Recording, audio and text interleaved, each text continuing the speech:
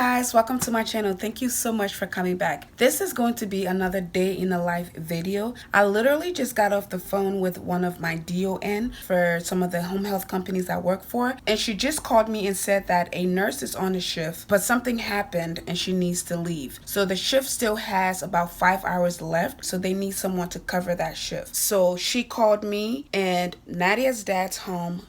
My mom is here, so I'm gonna leave her with them and I'm gonna go do this quick shift. So my shift is gonna start at 4, and then it's going to be 4 to 9. So it's gonna be a 5-hour shift. So I just thought this is a great way to go and make some extra cash. So it's not going to be visit, it's not night shift, this is day shift. It's slightly different from all the other videos I've done. It is still home health, but it's day shift. So I just wanted to take you guys along with me so I can show you guys and explain a lot of that stuff to you guys as well, because I know I've been posting a lot of day in the life of a nurse video lately, and you guys are loving it, and you guys have so many questions. So I'm gonna be answering a lot of your questions and also taking you along with me and showing you other things.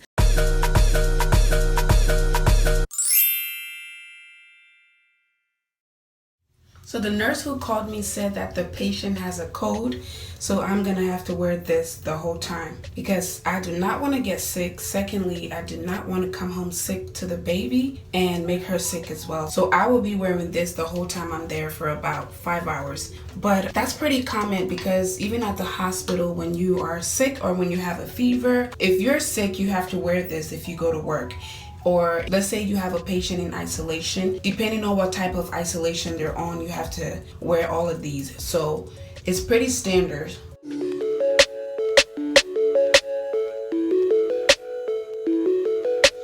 So guys, when I do these shifts, I usually have a little bit of a lunch, nothing heavy. So today the weather is really nice. So I have some cut up watermelon, and I have just an orange right here, and then I have my water bottle filled with water and ice.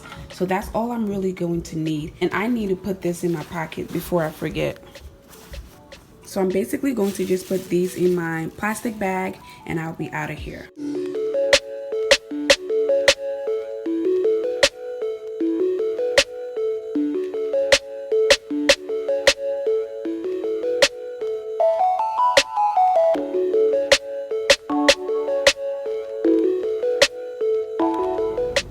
Okay guys, it is super hot out here. I have the air on in my car. I hope you guys don't hear that. I hope it's not going to disturb the whole video. I gotta put my hair up.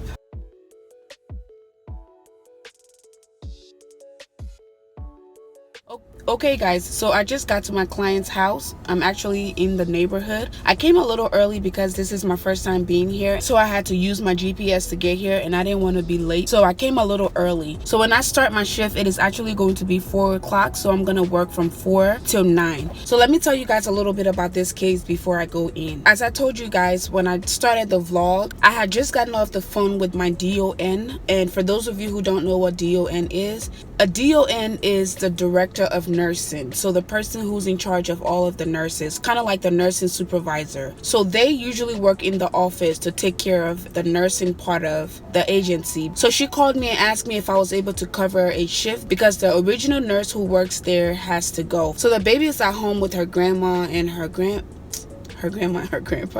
The baby's at home with her grandma and her dad, so I'm free. I'm not really doing anything, so that's a quick way to go and, you know, pick up some hours here and there. This way, I'm not obligated to go every single day. I only pick up if I have the availability. So that is why I'm picking up this shift. So how this works is, usually, as I told you guys in my previous video, you get a 485. My primary company still uses paper. So in this case, I would have to go to the office and pick up the 485. And for those of you who don't know what the 485 is, it is simply a packet that tells you everything you need to know about the patient, from their name, their date of birth, their disease process, what medications they're taking, what nursing services you're going to be providing, their address, their emergency contact, their doctor. So everything is on this piece of paper. So this is a different company that I'm picking up. So for this company, they actually work on the computer. So they use Access. Access is just a program the company uses to chart everything. So since I wasn't able to pick up a physical 485, they went ahead and assigned me to the patient so I can have access to the patient's case, so I can know what's going going on with the patient. And the case is pretty laid back from what I saw. It's a pediatric patient. I'm basically going to be doing 2 feedings. I'm going to do vitals, and then I'm going to do trach care and stuff like that. So I got the address from there. I put it in my GPS, and I just entered the neighborhood. It is 3:30. I have about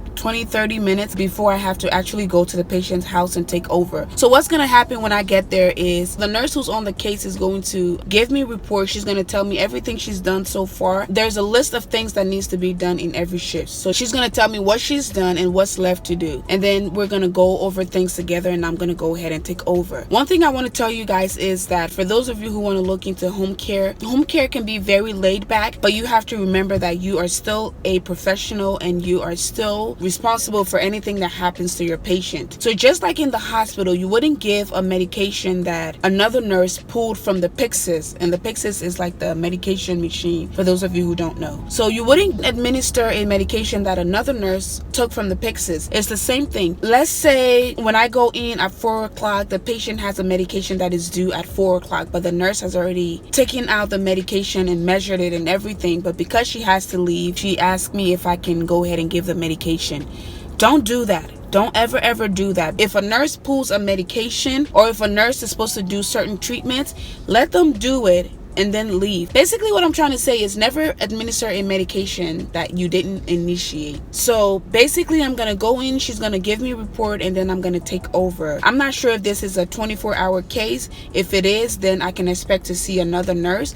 In that case, then I have to give report to that nurse. But if it's not a 24-hour case, if I'm the one who's ending the shift for that day, I would go ahead and give report to the patient's mom. So it is now 3:40. I have to go and release this nurse.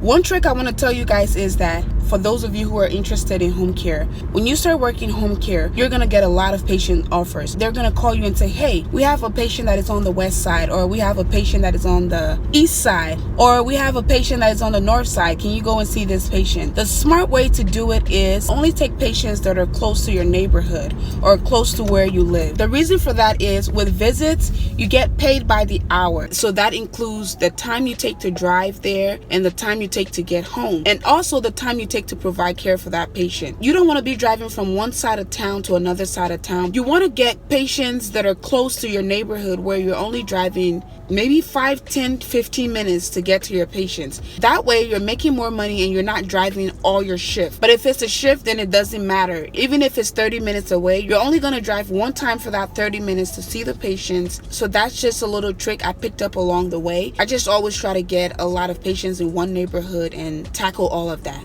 So to answer some of your questions, a lot of you are asking me if you can do home health if you are a new nurse.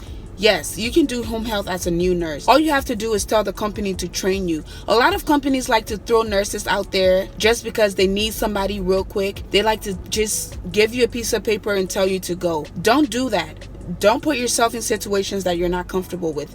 They have to train you. Even if it's from watching a video or shadowing another home health nurse or teaching you hands-on, they have to train you on a case. But usually home care cases are pretty laid back, so it's not anything scary where a new nurse can't do. Another question I was asked was, is it true that home health nurses get paid more? The short answer to that is yes. Home health nurses do get paid a lot of money, but there's so much that goes into it, and I think I'll do a separate video on that. Another question that people were asking me was that because home care is more lenient, can you have acrylic nails and can you wear your hair down and stuff like that? The last video I did, I had my hair down. I forgot to tell you guys that whenever I go into the patient's home, I always put my hair up, but because I was filming that, whenever I came back into the car, I had my hair down. And as far as nails, it's the same policy with the hospital. You're not supposed to have super long nails. You can paint your nails, but you're just not allowed to have super long nails. Another question I was asked was, is home care nursing scary? I wouldn't say it's scary. You are on your own, but I mean, it's nothing anybody can handle, and you're gonna have a lot of downtime. So I've seen a lot of people study. I've seen a lot of people read the Bible or read a book on their downtime because it is just you and the patient and it's one-on-one. So I'm actually here now. I'm gonna grab my stuff and go. Unfortunately, I can't take the camera inside with me because of HIPAA reasons. It is a huge huge HIPAA violation if I talk about anything personal about the patient or showing you anything about the patient. So I'm gonna continue to do my best to show you guys a lot of good stuff. Oh my God, there's a fire truck. I hope it's not going to my patient's house.